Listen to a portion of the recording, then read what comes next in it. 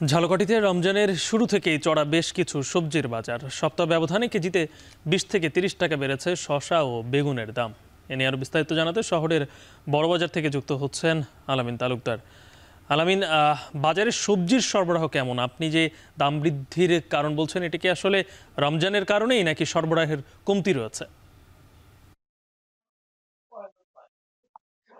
জি, ধন্যবাদ গালিব। আসলে দুটো কারণ আমি বাজারে ঘুরে জানতে পেরেছি। সেটি হচ্ছে যে সবজির আসলে মূলত একেবারে শেষ সিজন এবং আসলে রমজানে যে সমস্ত সবজির বেশি চাহিদা থাকে, এই সমস্ত সবজি কিন্তু একটু অসাধু ব্যবসায়ীরা একটু বেশি বাড়তি দামে বিক্রি করতে চাচ্ছেন। এই কারণেই আসলে বেশ কিছু সবজির দাম ঊর্ধ্বমুখী।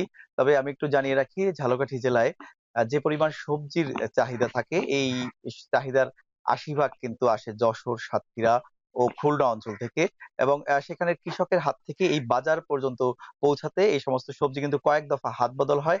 সে কারণেও সবজির দাম কিছুটা আসলে বেড়ে যায়।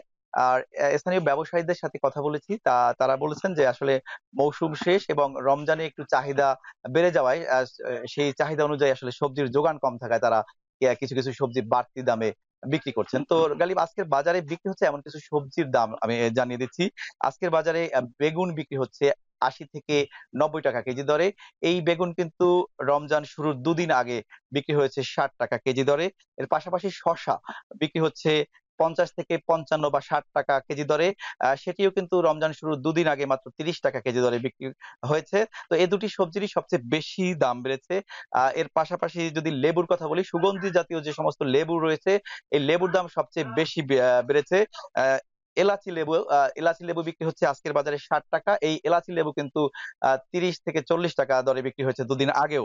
এর পাশাপাশি কাগজি লেবু স্থানীয় জাতের, সেটি বিক্রি হচ্ছে ৭০ টাকা হালি এবং করলা বিক্রি হচ্ছে ১০০ টাকা, কাঁচামরিচ বিক্রি হচ্ছে ৬০ টাকা।